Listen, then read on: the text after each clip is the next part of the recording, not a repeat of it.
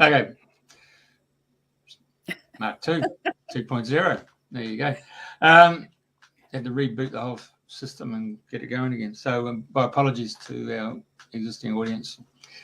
So without further ado, Michael Gray Griffith and Andrena, you're leading the charge. Right. Well, at least we haven't got an echo now, so that's one blessing. I don't quite know what was going on there and that you weren't getting it, but anyway.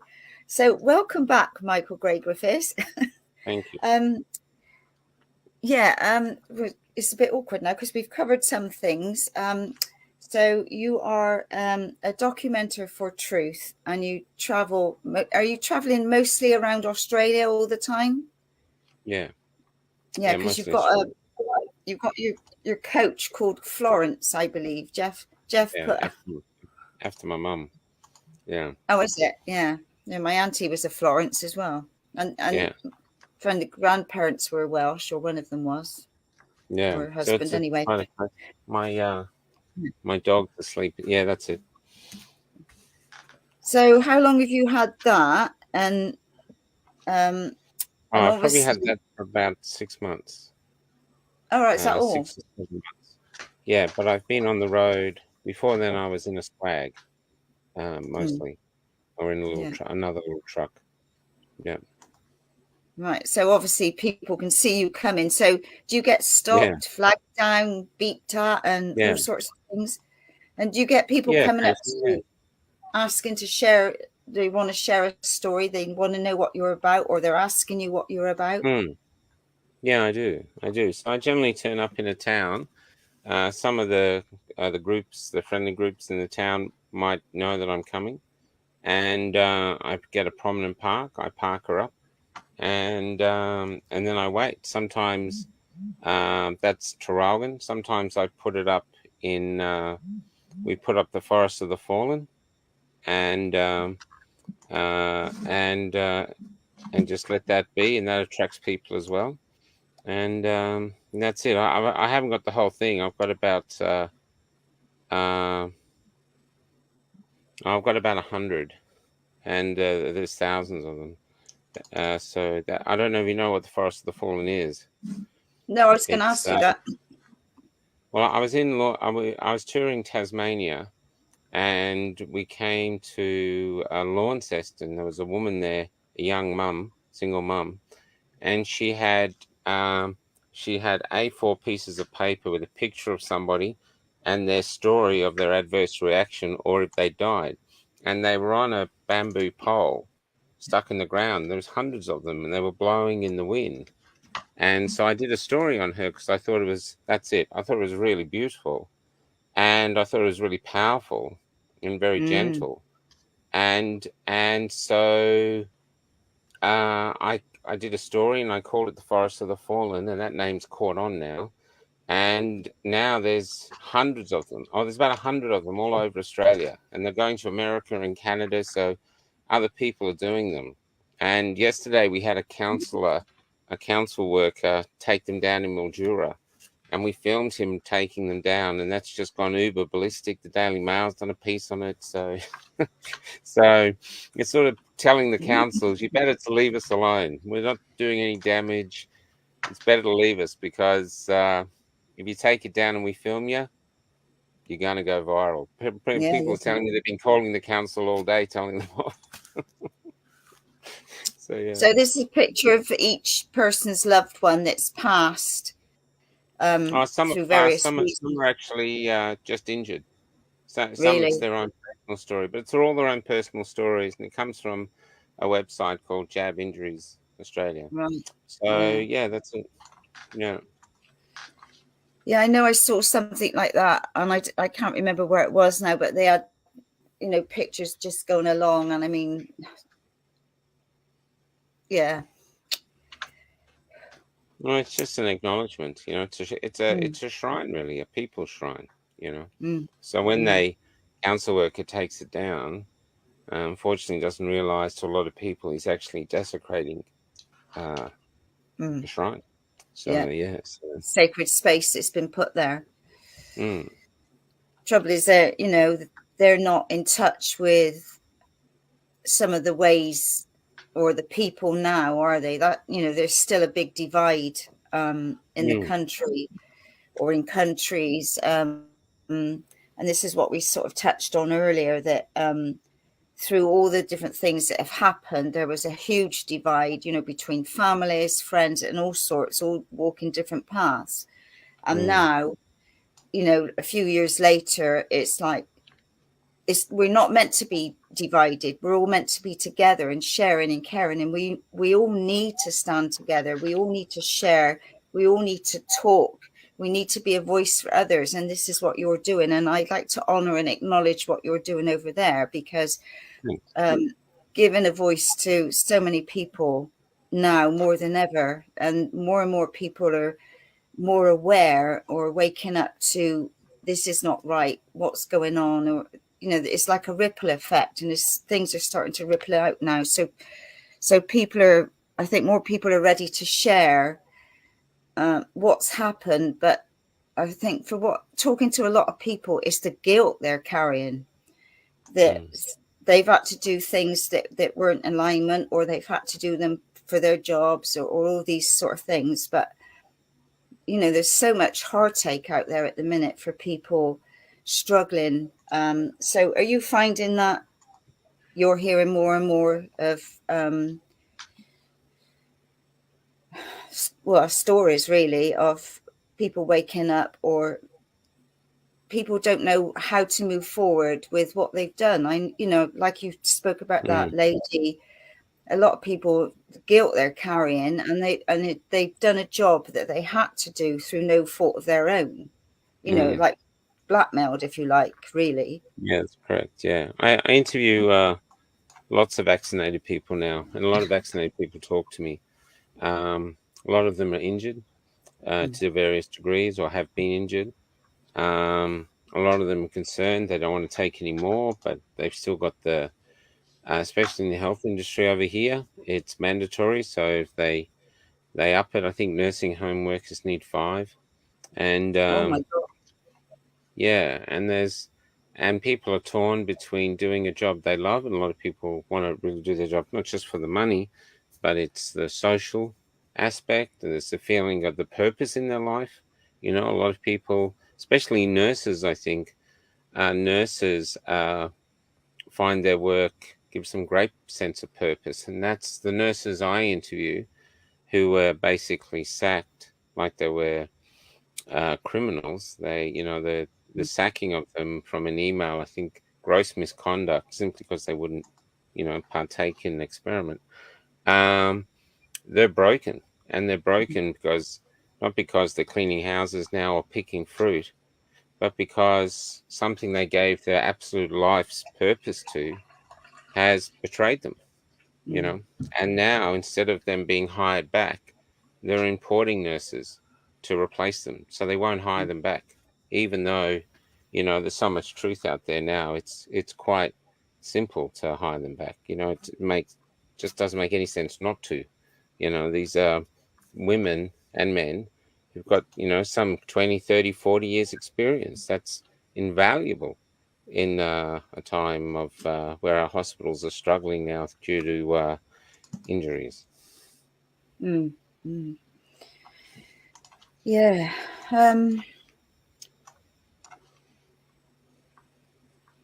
Yeah, so it's like, this is such a heart-wrenching subject, and I know for some, you're touching soul on so many levels, and I didn't realize it over in Oz you still got to have all the jabs. So yeah, for a lot of jobs, not just nursing, the government's washed their hands with it, but the businesses have taken it up. Now some are changing, but there's a lot that aren't. Yeah, that's what I was going to ask. Do you see much changing now of this gradually stopping?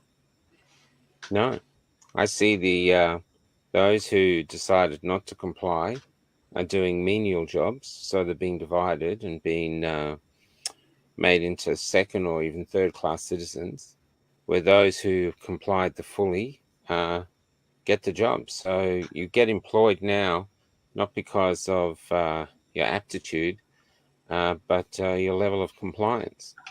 And I think it's eroding the fabric of my country and my culture.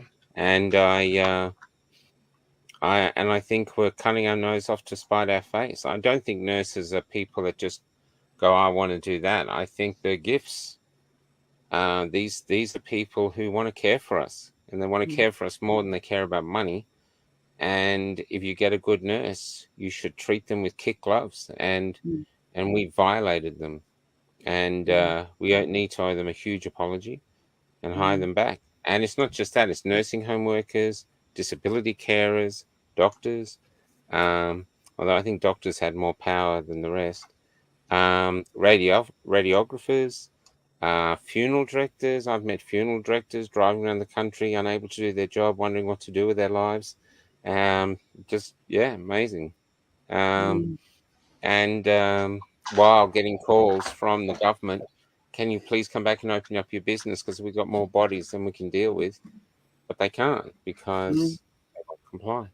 So it's Australia has lost the plot, is a great Australian saying, and socially, morally, it's lost the plot. I remember a friend of mine.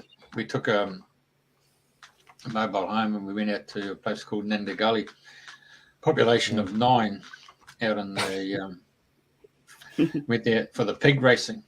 So all of a sudden you get 2,000 people turn up, and the festivities are fantastic. It was really welcome back to the 1950s where people talk to each other. And it was a great social event. And we chose to drive south across the New South Wales border, and we stopped at a little town, Mungdanoi, and to get the petrol.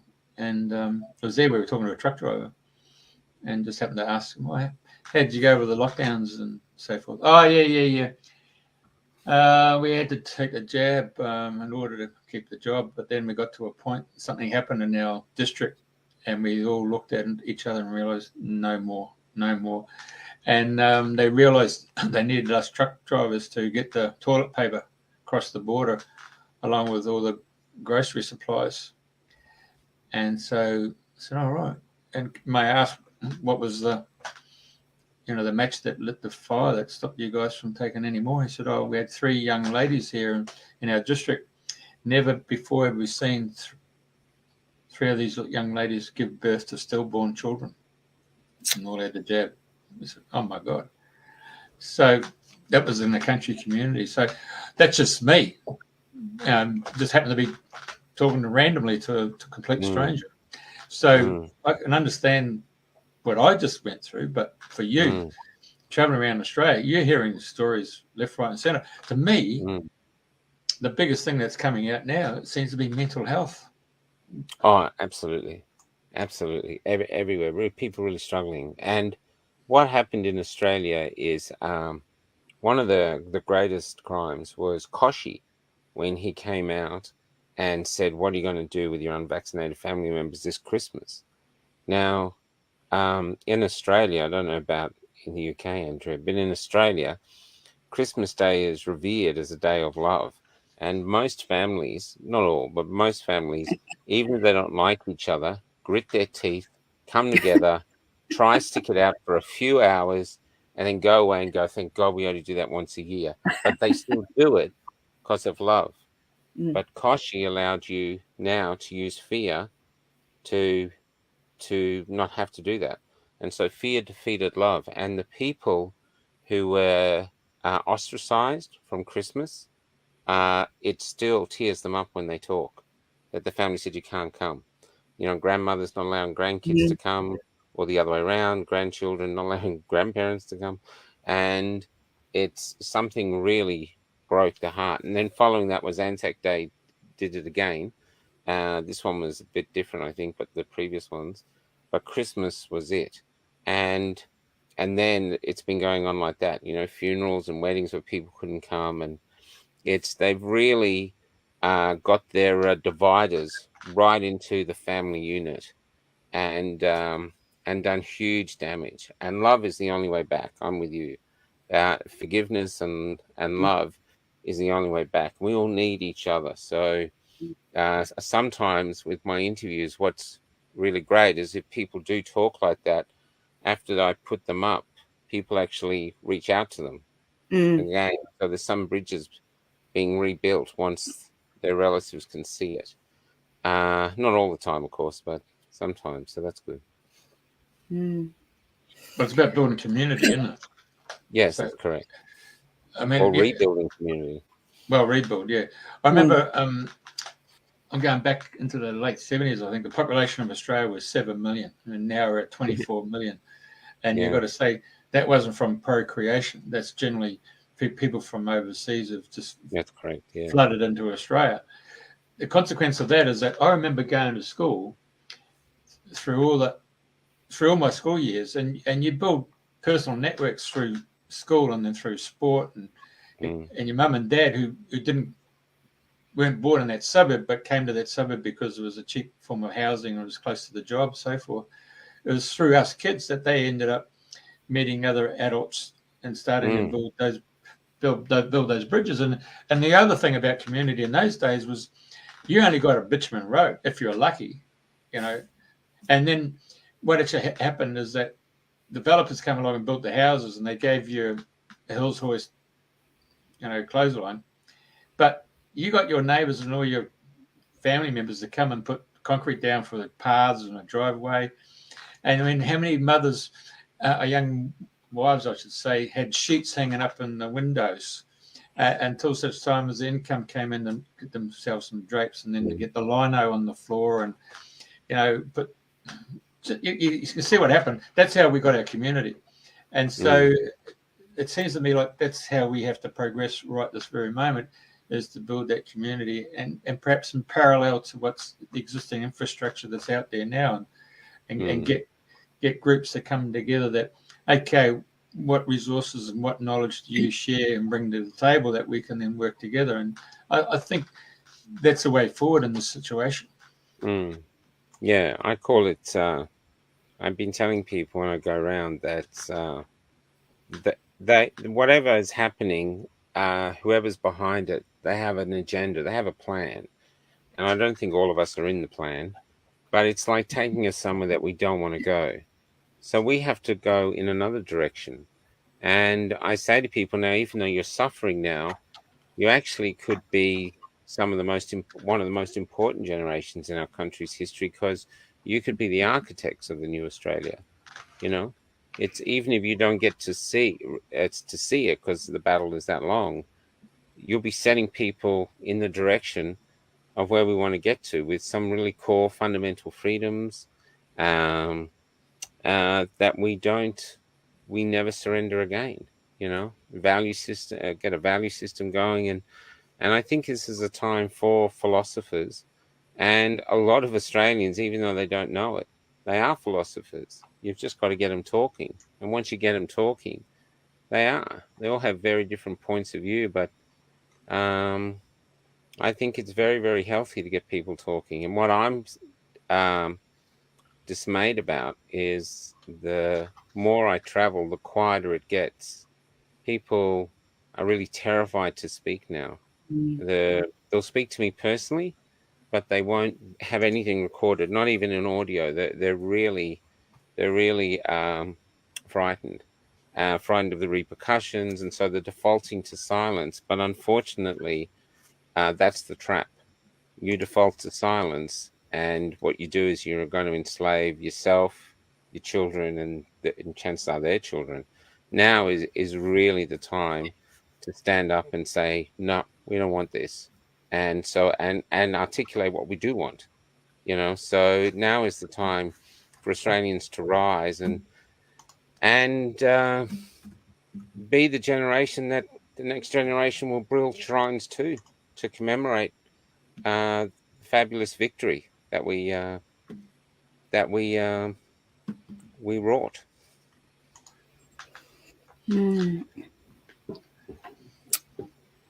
How do you see us all moving forward from this point onward now? What advice would you give to people, or you are giving to people? The advice I'd give to the people on our side, whether you're vaccinated or not, that doesn't matter anymore. If you're on our side, no matter how dismayed you get, don't give up. Just do not give up. If you want to have a sulk for a day, sulk, but otherwise get up and don't give up. Use cash. If stores refuse to use cash, refuse to use those stores and let them know. And just basically, and there's lots of ways to do it. I've got lots of friends, especially who are really good at it. They start a conversation and they go things like, "Oh, I've just had a friend. I can't believe it. She's got myocarditis. Can you believe that?" And then suddenly that gets other people talking. And so they plant seeds of doubt. And I think that's definitely the way. I also think it's a time to look deep into yourself, because the soldiers that went to World War I, World War II, and the other wars, now forgetting what the wars were actually about, because that's questionable, but the boys themselves thought they were going to fight for our freedom, and they went and they suffered, and they knew they were going to suffer, and they embraced the fact that they were, because they were given great purpose to their lives. Now is the time for us to suffer. We've had a very easy generation. We wanted something, we just got it off a shelf. If we didn't like it, we gave it back. We've all got a bit chubby. We've all got a bit mind-numbing on the stupid shows that we think. We've all felt a bit lost, because we've actually wondered, what's the purpose of our lives?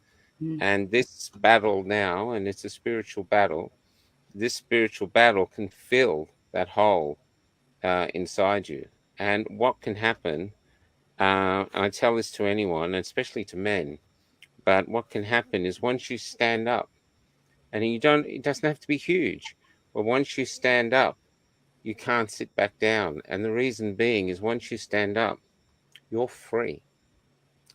You sit back down again, you're a slave. So once they stand up, it's very, very rare. In fact, I haven't met any that have sat back down. So that's what we have to do. We have to actually become the heroes of this era, and not a shameful stain in history. It's our choice. When we were kids and that, we all lined up at high school, and we all got our TB shot. And I remember when a young kid there climbing over a fence and got this big cut through my bloody knee. So I had a tetanus shot. Yeah. And then when I went to Brazil, I had to go and get yellow fever shot. Same. And so when I heard Australia was going to order 240 million vials for a population of 24 for an experimental product, I couldn't fathom out why we need that volume for a small population. When I went to go and get a yellow fever shot, I mean, I had to put in an order, and it was about a week to 10 days, or even had to ring around to find out which laboratory I could go to, and then it was 10 days or something before that file was actually dispatched to Brisbane. So I just couldn't fathom out the volume of an experimental product when we've all been used to, having saying tetanus or TB shot, whatever like that. And some people had the polio shot, but to get 10, it doesn't sit with me one iota. No, it's a bit strange, isn't it? It's and they were organized, all these country towns. They came in. I was at a little town called Rainbow, which is on the edge of the little desert, and it looks like an LGBTIQ town because there's rainbows everywhere. But I think it's too hot. There's none of them out there. It's just these old Aussies. And someone was telling me there's only 4 or 5 in the town that aren't juiced, and that the rest were all lined up outside the hospital. I mean, there's been an awful lot of money made from this. You know what I mean? There's been a huge amount of money made, and a lot of that money has been made of the suffering of their brothers and sisters. So that's something that's going to have to be reckoned with. But the rollout, they've been to the Indigenous camps. I've heard stories of the Indigenous, or the originals, as they like to call themselves now, being inoculated in parks basically while they were drunk. too drunk to do anything about it. Interviewed a nursing home worker called Tash, who they were the second nursing home to get it, and they thought they were getting the flu shot. And so when they came back to give them the second dose, they said they didn't want it. And they said, we've already had the first. So they didn't even get any informed consent at all. They didn't even get told they were getting it. She's now at home with a very bad heart, can't walk, and actually is very concerned that she's going to die. She's a little 4-year-old girl. And there's carnage out here. There's like a tsunami of fear has swept over the whole country. Everyone's gone silent to prepare and hold on for the next one coming. And there is carnage, social carnage, physical carnage, spiritual carnage. And amongst it all, there are these incredibly brave Australians, a lot of them grandmothers, but there's a lot of men joining them now. A lot of young people too. I meet young people that are standing around, and what they're doing is I think they've realized that under great duress, instead of breaking, they found a compass in their souls, and they can see which way it points, and they just get on that path and head towards what most people could call God, and they head that way. And it reminds me, there's a psalm, I think, if you walk between the shadows, the valley of shadows or something. I'm not a great Bible person. Valley of death. The valley of death, yeah, it reminds me of that. And these people are very committed. They have a lot of losses, like election losses. They try really hard to raw change. Things don't work, but they don't give up. They get up and they do other things, or the group they're in splinters, so they set up another group, but they keep heading towards the light. And I'm in awe of them. I'm quite blessed to record their stories if they're willing to speak. I feel quite blessed. Yeah, gosh. I know, like we had stand in the park groups here that really took off, and there were gatherings everywhere, and I think you had them in Oz as well, didn't you? I think it started in Oz. Stand in the Park started from an Australian called Brody, who I'm yet to interview. I'd like to interview, but he's pretty secretive. And that's in every town. Sometimes I go to a town, if I actually go, so where do they have the Stand in the Park? And it's entered the language now.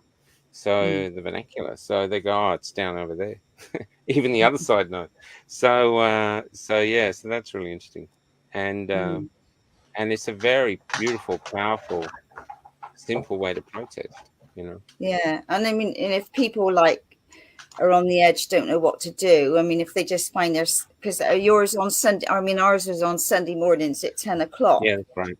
That's correct. And, if people still head to those parks and just, people welcome you, and it doesn't, you're complete strangers, but next minute you're talking and you're all sharing, it's bringing back coming together. And that's so important more than ever. Well, it's a really cathartic process, isn't it? Because if you go down and meet like-minded people who have gone through the same, well, you're walking in the same moccasins as them. It's almost like the old days of going to mass and then asking to go and have some confessions with the priest. So that cathartic process of being able to speak from your heart and the soul with other like-minded people, it just helps your mental health and your capabilities. And staying in the park also means you're in nature, and also you're getting the sun and getting that vitamin D into your body. Well, that's right, you're in nature. It saved a lot of people. It's done a lot of good. There's a lot of, because what it does is when you turn up, you have your tanks refilled, because out in the other world you can really feel sometimes you're going crazy, and so it helps you regain your sanity. It's a beautiful thing. So the elephant in the room is my fellow. Our sons, the elephant in the room is my fellow media players in the print media and the radio and the TV who've been promoting the aspect of you're nearly dead and gone and buried. And I mean, in the advertising world for this media industry, you either get funding from the federal government, state government, or councils. It's either real estate developers, it's either the financial industry, and the car industry, and these are prime sources of income coming through. So if you're dead and buried, and you want to maintain your job, and your business, you're going to be. And as you know, in the old days, you'd go and say, "I'd like to take some advertising with your newspaper, and can I have some editorial?" And they'd say, "No, I won't do that. We'll give you some advertorial." But if you were checking in $100 million, Rivers of Gold, that's what they called it, wasn't it? The advertising was called Rivers of Gold. Of course it was, but that all dried up. So, and as a result, now you're seeing someone throws in $100 million from the federal government. You're going to get advertorial, aren't you? That's right. And advertising radio, they'll say, okay, we're going to charge you $130 for an ad, and you've got to have 20 ads. But I'll tell you what, we'll give you another 10 ads as complimentary. So in other words, instead of divesting the $20, $130 an ad and bringing it down to 75, they're maintaining their rate card at 130, and then people don't have to see that they're giving them a free 10 ads, or they're giving them a blurb by the announcer giving it a kickstart. We used to call it hero worship. Today's new terminology is influencer. It's the same thing. Yeah. That's really interesting. Yeah. So I mean, a lot of old journos. There's in Perth.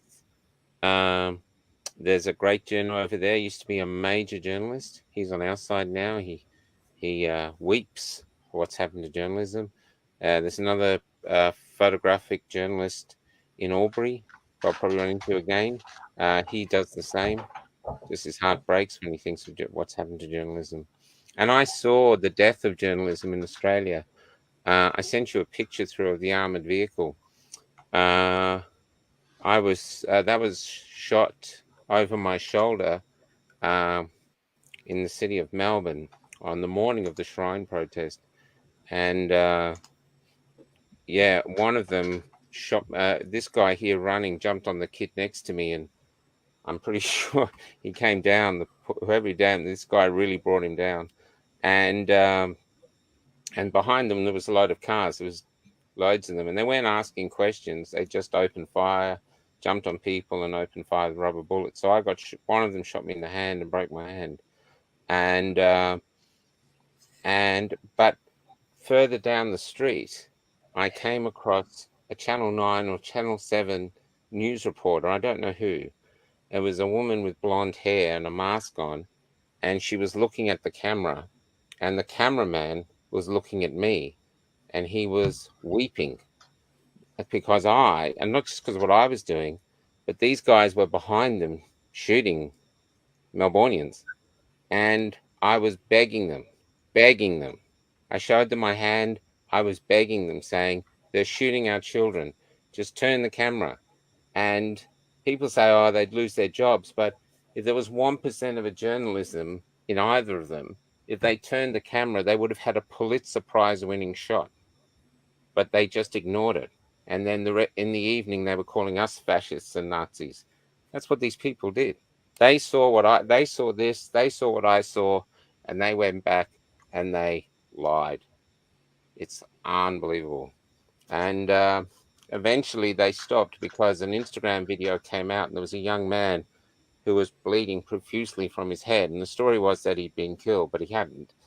And we're aware of where he is now. I haven't talked to him, but a colleague of mine has. And he's too terrified to speak.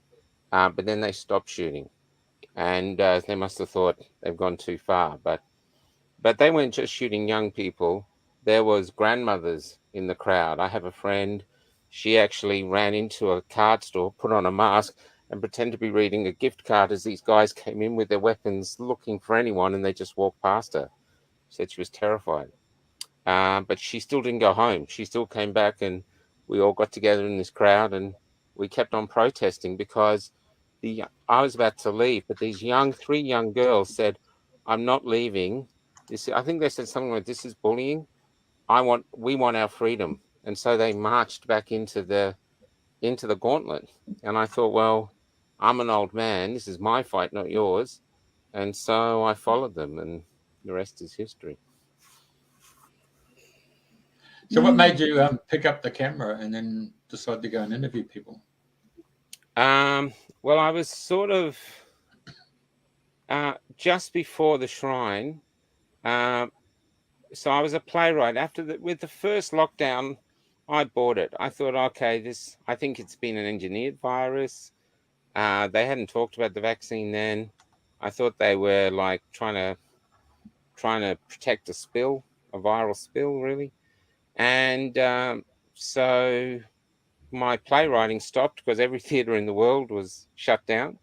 So I wrote my first novel, and the four of us, my kids and my partner, we were living above a shop, and we just hunkered down like everybody else. It was an experience. It was actually quite exciting initially because you thought, well, I've never been through this, Are we going to die everywhere?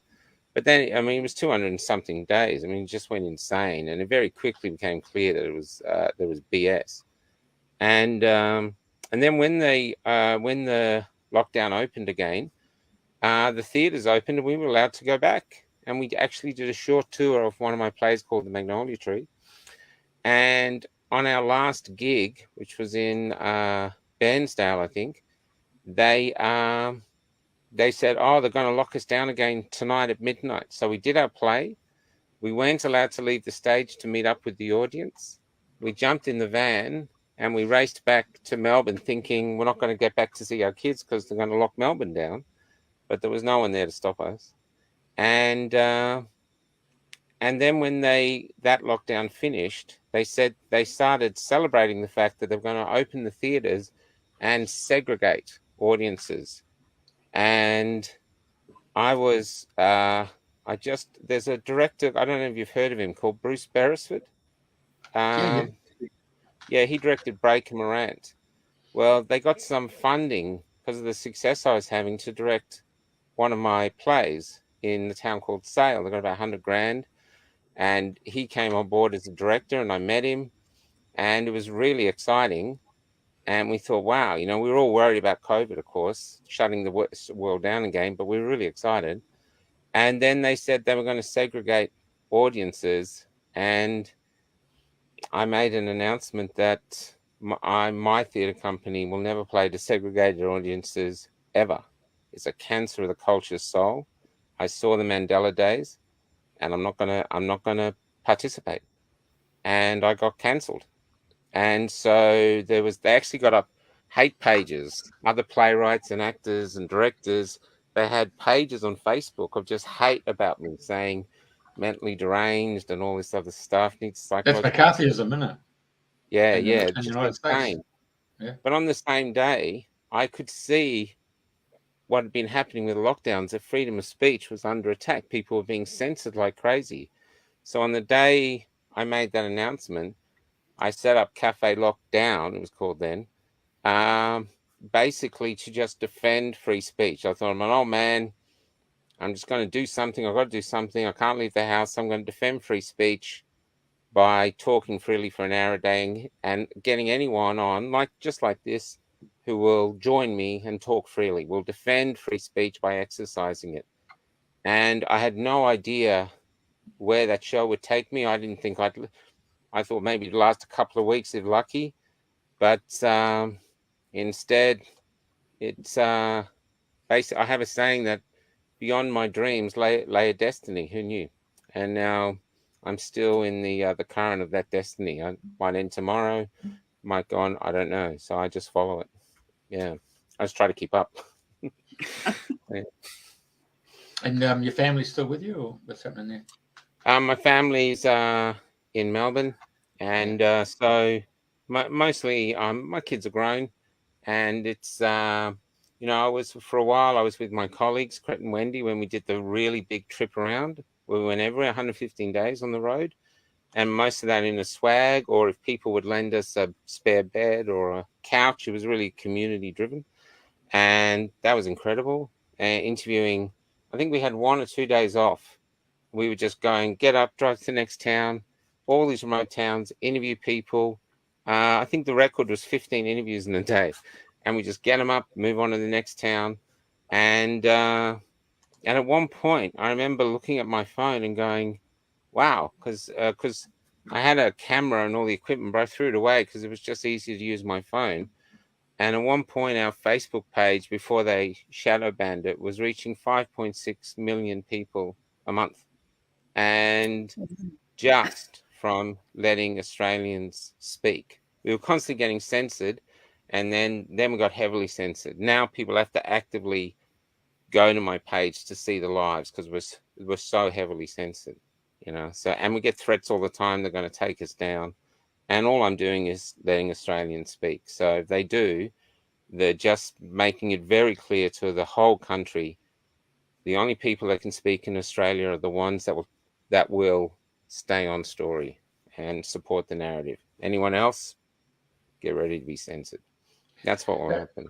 That reminds you of like 1936, with the emergence of the National Socialist in Germany, and of course Joseph Goebbels was the master of propaganda. So obviously, right. You know, he'd be rubbing his hand in glee to say that it's been taken to another level.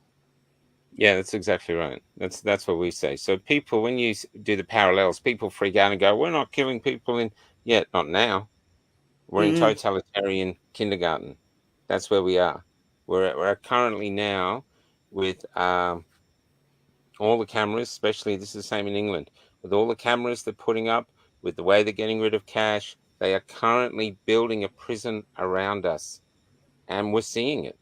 And we're not doing anything hoping it'll stop or it'll go away, and it won't. They're actually building our prison. 15-minute cities, this is what they're doing. They're doing it right now while we watch, and then some other idiots support going, "Oh, I'm going to save the planet," but what they're really doing is getting ready to enslave future generations of people. It really is a war on humanity. And so people say, "Where'd you get the energy to keep going?" I go, "I'm a war correspondent. I'm in recruitment. You know, I'm trying to get people to join us by sharing people's bravery. It's a war, and I'm not going to leave this world to my children or the grandchildren I've never met without going down fighting. I'm not doing it." And so that's where I get my energy from. Now, I want to talk about my fellow brothers and sisters in the media industry. When we got another name for them. Well, they're going to be watching the show. I mean, they're going to pick up some pointers there and sort of, okay, well, there's someone illustrating what's going on. The point I was going to make there is that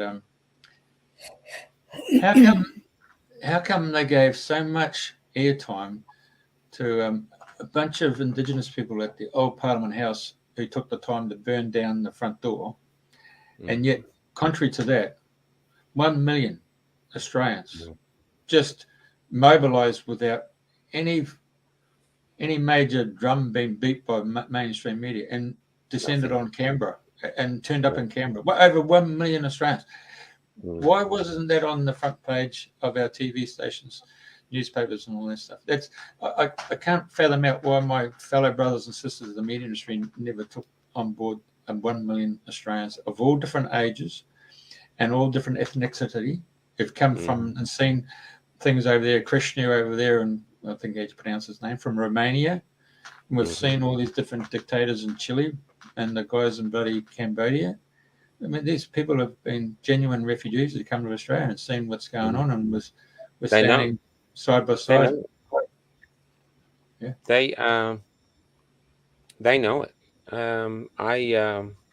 One of the, before I talk about ethic, one of the most profound moments was the real goal was that they'd locked the WA border, and my mother's in WA, and so that was one reason to go see her, because basically they were making it look like I'd never go see her because I'm not unjabbed, and two, I thoroughly believed that it was a bad law and bad laws need to be challenged. So the first big tour called the Deplorables, where the first goal of that was to get across the border during the day, you know, and actually get in. And when we were at Nullarbor Roadhouse, which is the last roadhouse before the border, and so the border's in the middle of nowhere near a place called Eucla, a border town, and we were at this roadhouse that was very quiet because nowhere near the amount of tourists that are usually there. So you're really in like an outback, you're on the fringe, on the edge of the bush, and there's no trees, there's nothing. It's really a wasteland. And I remember saying to my colleagues, we could be the only unvaccinated people out here for thousands. All these other people are all, because there's no can't be here. And at the last town, Ceduna, which was well over 1,000 kilometers behind us, there was all these refugees from WA who couldn't get back, and so they were trying to live in caravan parks. They were trying to make lives in this Ceduna. So the border is, if you go to the edge of that dark yellow, there's that's there, yeah, around about there, yeah. So that's the border. And when we came back to the truck, there was this man in his 30s. He was unshaven. He was it was cold, so he was in an overcoat, and he was living in his van. And he'd come from Perth, and he wanted to know whether he could get across the South Australian border, because he wanted to visit his parents in Queensland who were unjabbed. And then he finally admitted that he was unjabbed, and they were Hungarians, and they'd left Hungary while the USSR was in charge, so they'd escaped communism, perilous journey to get to Australia so that they could give this son, freedom. And here he was in Australia, a refugee himself, unsure whether he could cross borders. It was prophetic. And so the people from former communist countries or totalitarian countries, they know exactly what's going on. They see it. Camp Epic, I was there from the start, really, very early on. I just had to go, and most people I interviewed said they had to come. The police commissioner of the Australian Federal Police said there was only 10,000 there, but in actual fact, I think it'll always be debated. There's definitely close to 1 million, somewhere between 500,000 and 1 million, or maybe over 1 million. I'd never seen so many people, and they came from all over Australia on their own volition. They brought camping gear. They even came from islands like Norfolk Island and Tasmania. They did all these things to get here. And the Friday, I think February the 12th, was where they were turning up en masse. They'd been turning up on Thursday, but Friday, this little this camping ground, this showgrounds, had a traffic jam 4 hours long from morning till night, right past midnight. And people would wait 4 hours to come in, and all the way in, they'd be cheered. It was a whole day where the whole day, everyone was cheering all day for everyone that turned up. And no one wore a mask, and we all hugged each other. And it was, I believe, it was a gathering of people who'd come for the birth of the freedom movement. I believe it was a spiritual event. And everyone who was there, most people agree that it was an absolute spiritual event. And what was happening was, I noticed that there was no journalists. There wasn't even any streamers like indie journalists. And this was a historical event. So I got, on the day before, I got my little camera, and as soon as you came in, I stuck my camera in your face on a Facebook Live and said, "Where are you from? And what's your name, where you're from?" And thousands of people were watching this. And I think that motivated other people to come, because they saw, wow, look, this is something great. So, and it was one of the most extraordinary days of my life. And then I realized, as the camp filled, that the mainstream media was ignoring us. The politicians were ignoring us. The majority of Australia had no idea, because those two weren't letting them know. And I realized, who are these people? Who are these people that have come from all over? There's no way that many people would come all that way on their own volition to get the booster. No way, no how, ever. They came for freedom. I had a saying on the day there, because I'm a playwright, I said, once in your life, if you're lucky, if you're incredibly lucky, once in your life, an event like this will happen. And if you're extraordinarily lucky, you'll be there. And what happened on this dead, sort of hard, cold earth, especially the back showgrounds, was a flower, a really extraordinary rare flower emerged. and the petals were Australians, and the fragrance was freedom. That's what happened that day. Magical. Never felt. Kids were playing with each other. Everyone's walking by, friendly, sharing everything. It was extraordinary. Everything that was good about Australians was there. It was amazing. Where was I going with that? But that's my what understanding started that they cleaned up the site too, isn't it? They cleaned up the site before they left. Right. Yeah, and that's right. But that's what it was, though.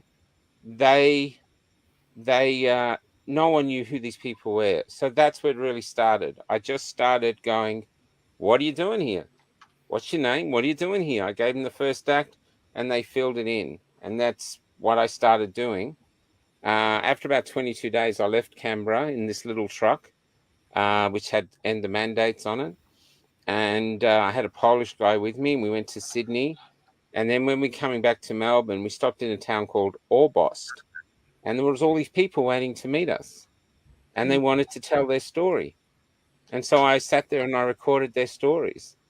And then I said to my friend Cret, there's a whole huge swathe of Australia that none of the freedom movement knows if there's anyone out there on our side or not.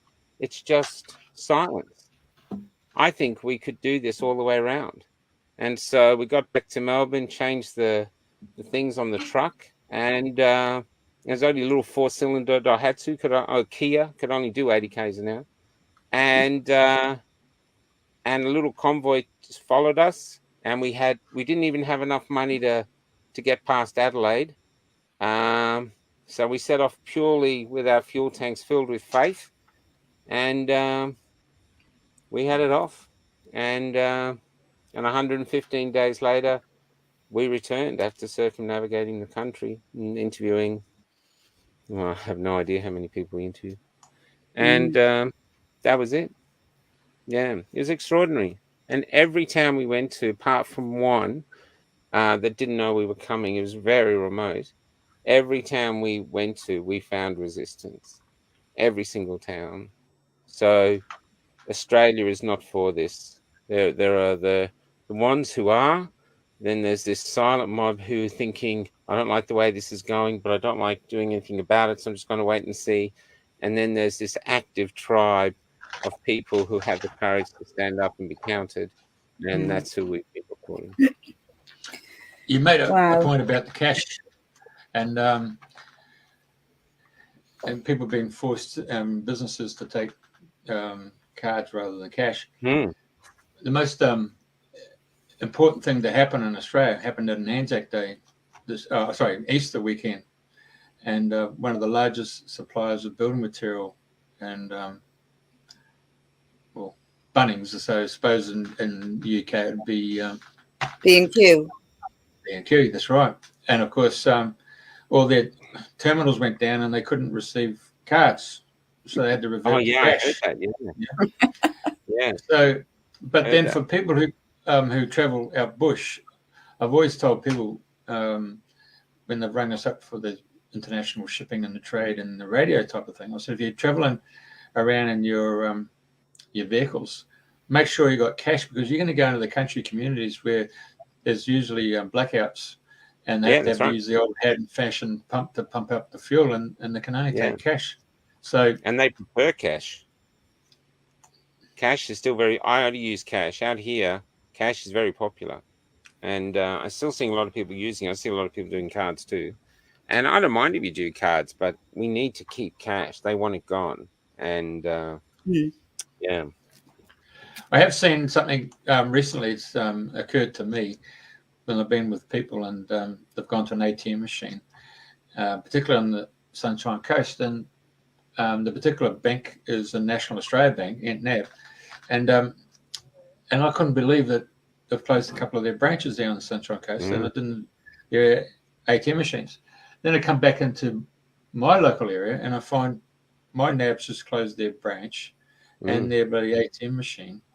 And I'm thinking, well, what's going on with one of the largest 4 banks in Australia for them to go and do all that? Yeah, and that's everywhere. Everyone's talking about it out here in the country. You're trying to find an ATM, good luck, you know. they're closing all the banks, or the banks don't dispense cash. So I don't know what else they're going to do. And that's happening. There's JB Hi-Fi in Mildura, won't take cash. And I think that's something people in Mildura can protest about to stop them. So obviously the big corporations are trialing going cashless in these towns to see if the people will do it, and if they do, they'll bring it to the cities, and there you go, you know. And my only fear with that is I just think you're giving them great power.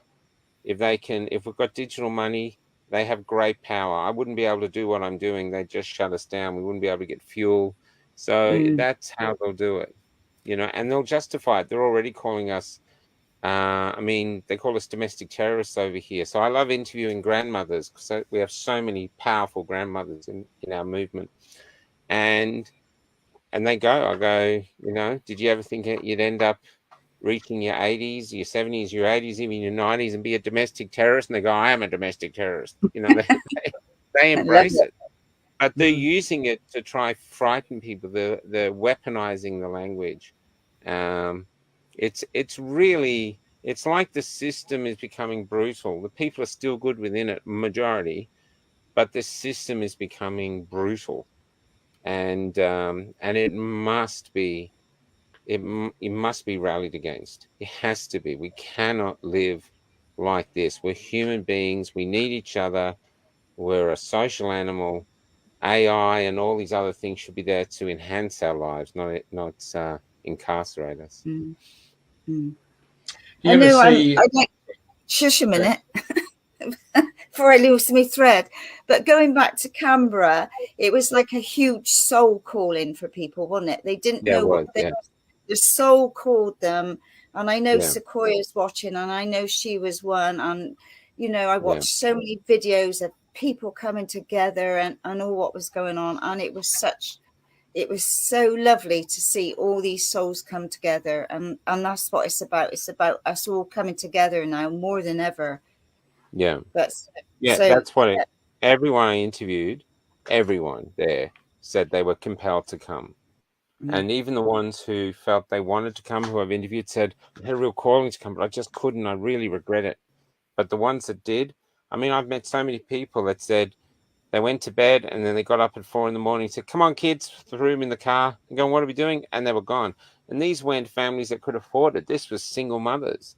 There was a guy in Perth who's my favorite, called Colin, I think, 82 years old. Oh, is he? He's 82 years old or something. He's late 70s, 80s, early 80s. His wife had just died, who he adored. He was an SP bookie, so he's always been a bit dodgy. You know, that's how he's made a living. And he's never been to a protest in his life, never had time for protesters. But something was happening to his country, and it really spurred him into action.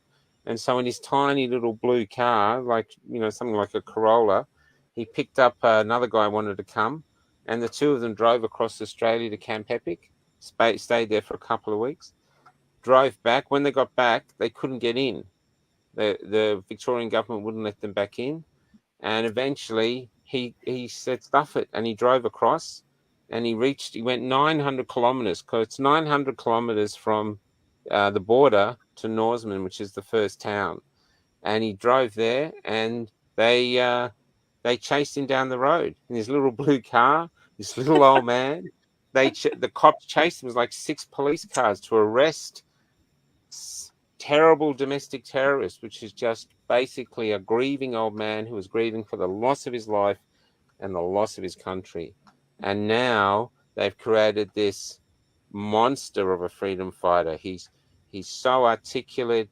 He talks to the cops. He doesn't hit them, but he just goes, what are you doing? You know, he just really bangs on in their conscience. I've seen him, he's been arrested. He's had his hands. They've heard him when they've arrested him. He's a real hero.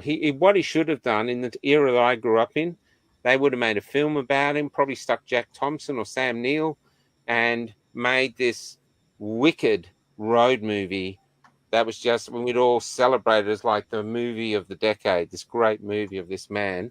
But instead, he's vilified and domestic terrorist. And in WA now, they have laws that are even more draconian than Victoria's. Now, I want to talk about those.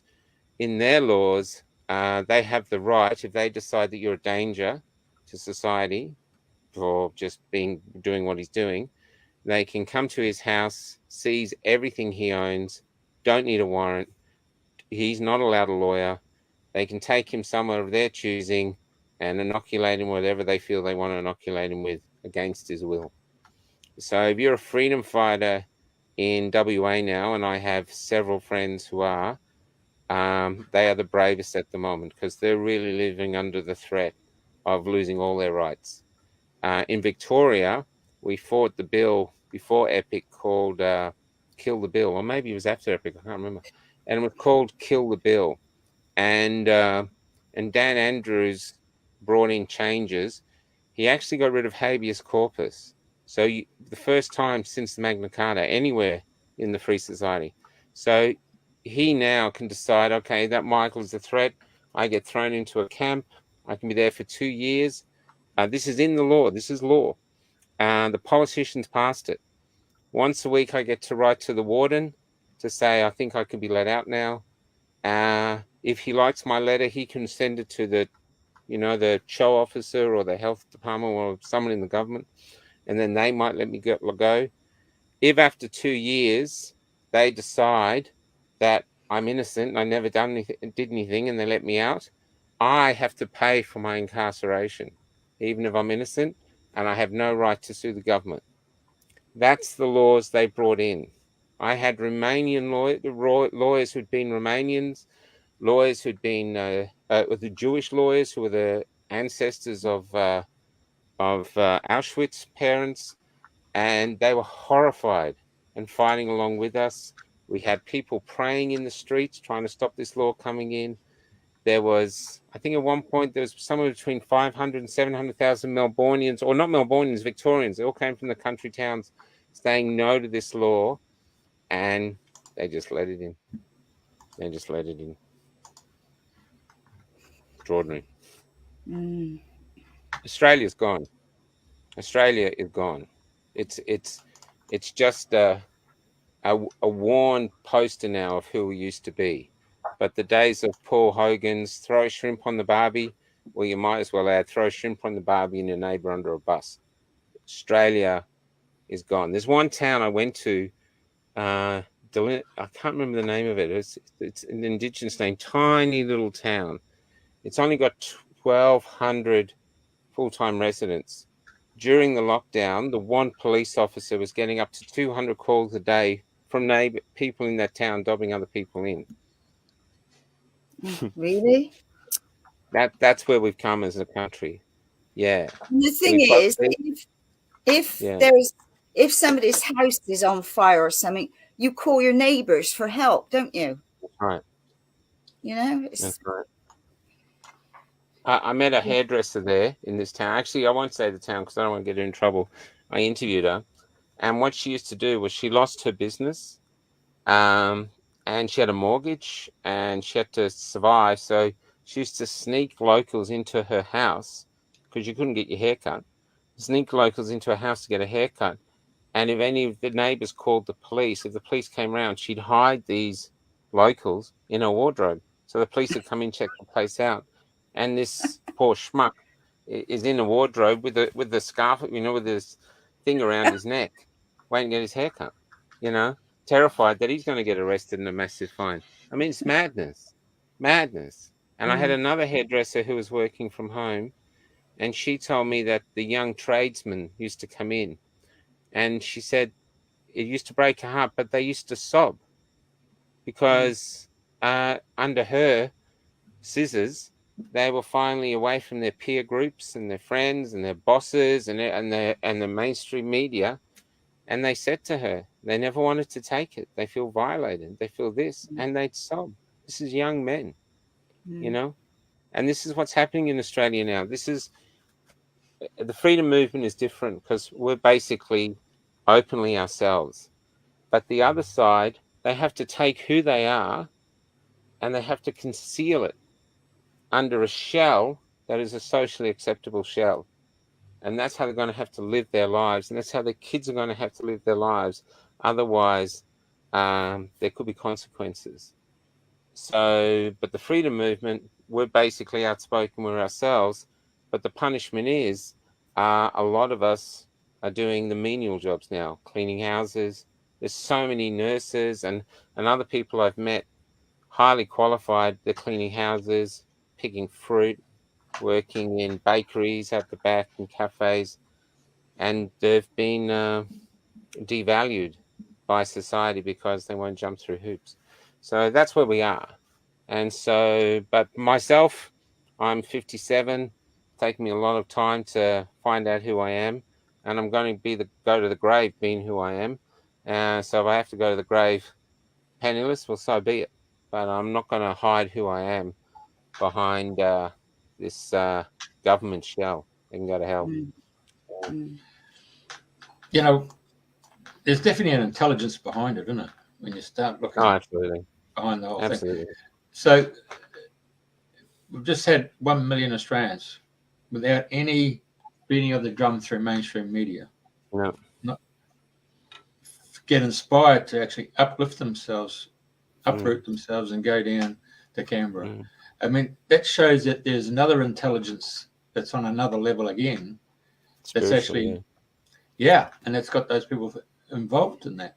So it's almost like we're watching how art imitates life with the Terminator, with the war against the humans from AI.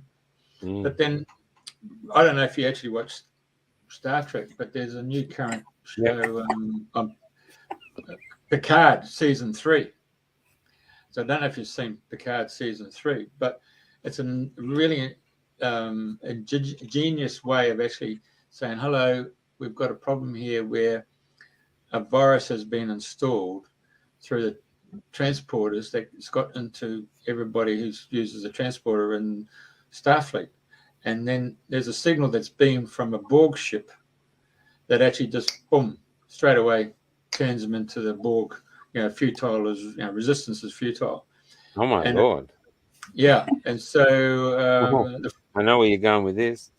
So Picard has to use a vessel, the Enterprise D, museum was, team from the previous series, to go there and be the cavalry to actually realize, okay, we've got an issue here, and the only issue we've got to do is look at how to take out the transmitter. Well, the transmitter is in the Borg ship, so they've had to go and take out the Borg ship in order to stop that broadcast. So in terms of the media industry, with radio particularly, in World War II, we saw the Nazis, head out their propaganda on their frequency and beam it out to France and beam it out through Belgium and take it out to the England. And so the English and what you would call ultra, or wasn't that Tokyo Rose another one? Wasn't that? Yeah. But what they have to do is actually find that frequency, and then England's got a amazing big place up at, I think it's Berkshire, just north of London there, and it's got the ability then to broadcast a jamming signal. So they can get on that frequency and hit it with so much power as a carrier wave, and then knock out the Germans from hitting them with their propaganda. So, there is a war, and Bletchley Park was the home of the code breakers, and that whole concept is out there. So really, I would have thought that our military people would have been more alert as to what's going on. And there's another play there, and that play was carried out by Trump when he set up Space Force and created a fourth, well, you could call it the fifth, actually, military force in the United States. So where are we going with this technology that's well advanced that's not actually in mainstream? Because that's what normally happens. Normally these devices and all that stuff are probably 20 years ahead before it gets released into the mainstream society. So just how far advanced are we, And because what I'm saying to you is that if 1 million people just inadvertently just got up and went, some intelligence mobilized those people. And so the same but a different form of intelligence reached out to people to go and buy toilet paper. Why did that all of a sudden around the world people would want to go and buy toilet paper? I mean, that's a great point. That's still been a strange thing because it's never given anyone diarrhea. Even side effects from the vaccine aren't diarrhea. So there's that's really, really, really interesting. Yeah. So what broadcast that to get people mobilized to go and do that? Yeah. I mean, so, these guys in the CIA in the 60s were working with, psychics and all that stuff because the Russians were working with psychics. And then they were looking at parapsychology and looking at the brainwave and all that stuff of humanity. So I'm quite sure if you could find the frequency level of humanity, you could broadcast on that. And then you could actually... that's really interesting. Yeah. Because the toilet stuff was crazy. I've got a joke that if you want Australians to fight for freedom, wrap it in toilet paper. It's the only thing we've seen them fight for. It's just the truth. I'm sorry. That's it. It's because they were actually physically fighting in the aisles. And, so, yeah. Yeah. So all I'm saying is someone's broadcasting a signal that mobilizes it so they could actually test it and see how it would work. Yeah. Mm. So my point is that... that's that thing now they showed you. Sorry, go ahead. Yeah, my point I'm making is that those people who have done the spiritual journey and have done the deep-seated pranic healing, or they've gone into deep state of meditation, any forms where they've actually been able to adjust their brainwave activity, so whether it's alpha, beta, delta, or theta. So if they've been able to raise their vibration, then they've been able to step out of that broadcast. Because I couldn't understand why people were running around buying toilet paper. For me, I just couldn't fathom it out. Yeah, that's right. There's a lot of things I don't understand anymore. You and me both. God. We got a joke that you will always tell the our side by how strong our necks are because we're constantly shaking them. Like, what the, Yeah. So we have to try to constantly. Good exercise. Yeah, I got a friend that he goes. He does a show called "What the F," and he's never out of material because that's how he sees the world. Nothing makes sense to him anymore. So yeah, and now they're doing things like cancelling Tucker Carlson. So obviously, I'd say my days are numbered. And sorry, what did you say? They're cancelling Tucker Carlson in America. They sacked him. And the CEO of Veritas, who did that great Pfizer reveal, we got that guy talking about Pfizer. He set up the company Veritas, and they got rid of him. So they're the huge power out there to silence us, absolutely. And sadly, I don't know about England, but there's a lot of Australians that'll just go, oh well, and so yeah. So, I don't know. I wouldn't be surprised if we wake up one morning and Calf Head Off that's been deleted. Yeah. Well, you're doing a fantastic job. I really honour what you're doing because it's not easy to listen to all those stories, but obviously it's just so needed. It's so important. So I tell everybody to follow your journey and to support you and help you, and we'll share this far and wide. Thank you. Yeah, really honour what you're doing. Thank you. You're welcome. Thank you very much. I'm hoping that my fellow brothers and sisters in the media industry pick up the story and realise that there is a story here, and they could go down the rabbit hole. And they've obviously taken the blue pill rather than the red pill, but there's a choice. I've got a few journalists that are trying to do stories, but they keep getting their editors say no. So I've got a few who talk to me regularly, and they're very frustrated because their editors just go, no, they can't. They're not allowed to portray our side favorably, which is, it's like getting an editor in pre-war Germany to do a good story on Jews. Ain't gonna happen. And so, and that's us. Andrena, you got something? Well, no, I mean, I just can't thank you enough for taking your time to share your story and what you're doing and the difference that you're making. It's just amazing. So one thing I would like to ask is, obviously on your traveling, have you got your compass set? You're going to go across this way, or do you just wake up and think, today I'm guided or feeling to go this way, or how's your journey led? I do this trip. I have sort of an itinerary I'm trying to stay to.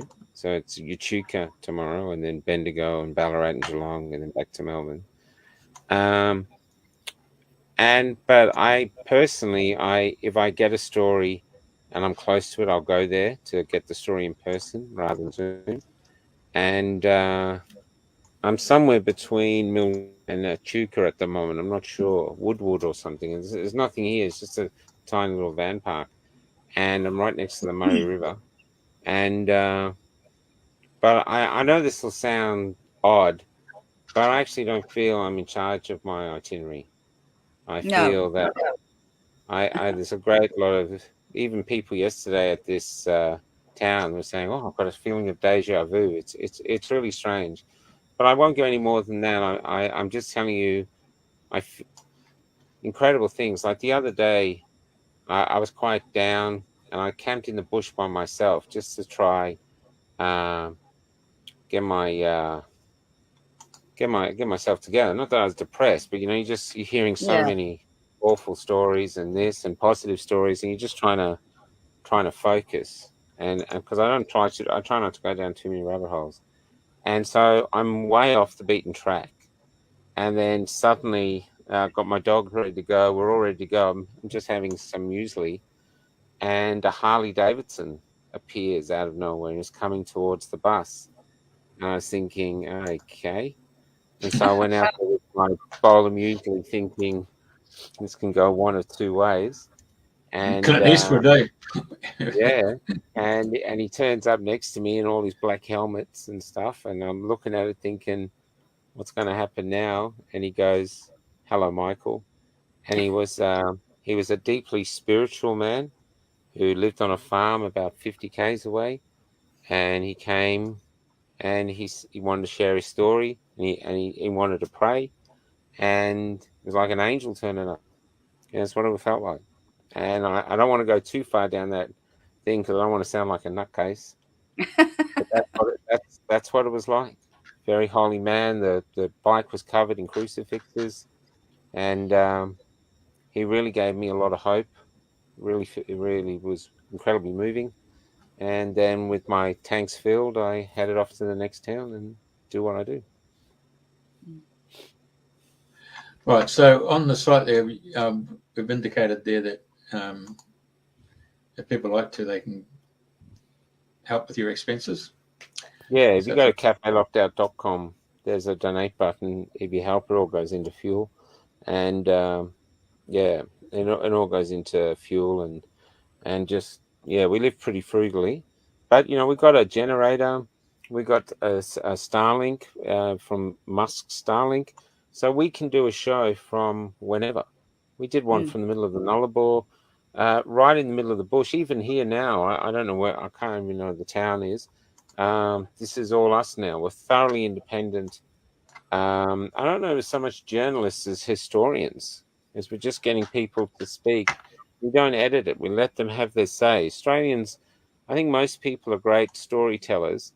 And what we've been taught from youth, from school, is that we don't have a story worth telling unless you achieve something extraordinary. Yeah. If you win a gold medal, then you've got a story worth telling. If you just, live your life, then you don't. And in actual fact, that's complete bullshit. People have incredible stories and really deep insights, and I love those stories. I really love them. This was at the back of Burke. And back of Burke is about as remote as you can get, and so we were testing her on a dirt road, and she actually broke down just after this. and I was stuck in the back of Perth in a broken bus. And what I found out was if I turned the key every 10 seconds, she'd go. And I thought, well, I can't do this all the way back to Melbourne. It's thousands of k's away. So I'm Australia's oldest diesel mechanic apprentice. But she keeps going. She just keeps going. She's a tough old thing. And so if you see us and if you want to tell your story, and I urge you, we have a saying, it's on a fridge magnet here somewhere. This is our new saying now that we use. I don't know if you can say it. A great guy in Cooktown sends them down to me. Freedom breeds hope. Silence breeds slaves. When you find the courage to speak, your mouth becomes the womb of your children's liberty. So that's our mantra now. So I urge people to speak. And even if it's going to suffer, well, suffer. You'll feel better for it. And the suffering won't hurt as much as that regret inside you. And especially if you do finally see your children or your grandchildren or even other people's children going into this slavery, you'll give everything away that you decided to keep. Now you'd give it all away to come back and fight for their liberty. That's where I truly believe we are. We can't get a social credit card system. We've got to keep cash. We've got to be a free country where we're allowed to speak freely.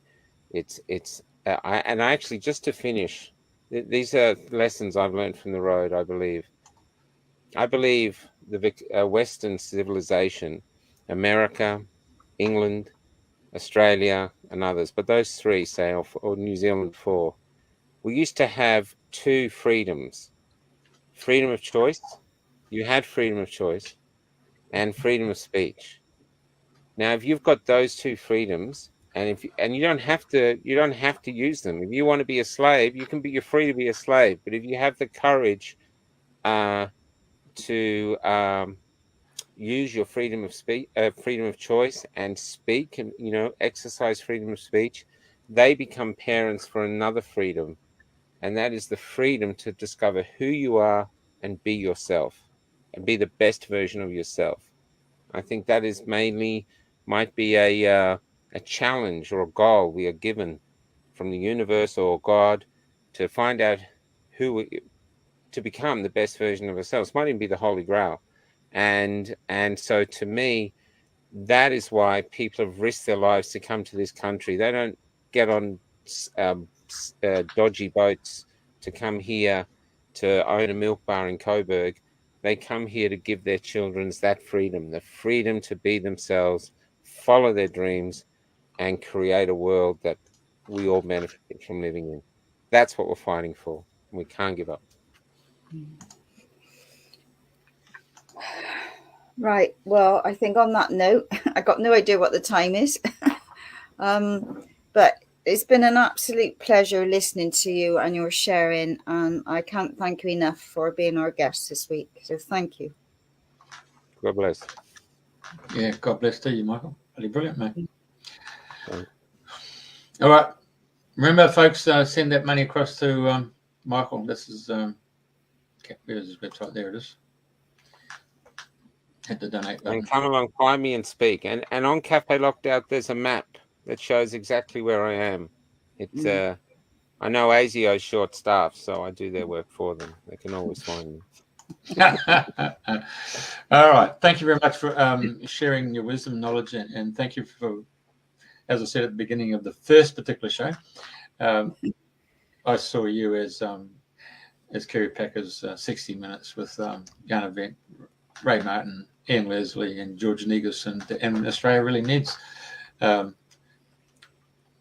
Well, you're the next generation from those 4 investigative journalists, and everybody in Australia was glued to that show. It was fantastic. You really brought out the wisdom, the knowledge, and the understanding, and the truth. And that was the hallmarks of great journalism. And you've carried that. You carried the torch, mate. It's bloody fantastic. That's a huge accolade. I'm not sure I'm worthy of that accolade. That's a huge. I know those people. They're giants. George Negus. Ray Martin Giants, the yarn event. Yeah. So that's really lovely to say. I'm not sure I agree, but it's really lovely. Yeah. No, I've been around long enough to see it. I mean, George Negus, when he was interviewing the Russian guy, Alexei, whatever it is, I can't think of his name now, and he said to him, Alexei, would you like to come and live in Australia? And the guy goes, George, east is east, west is west, but home is always the best. Alexei lives in Australia now.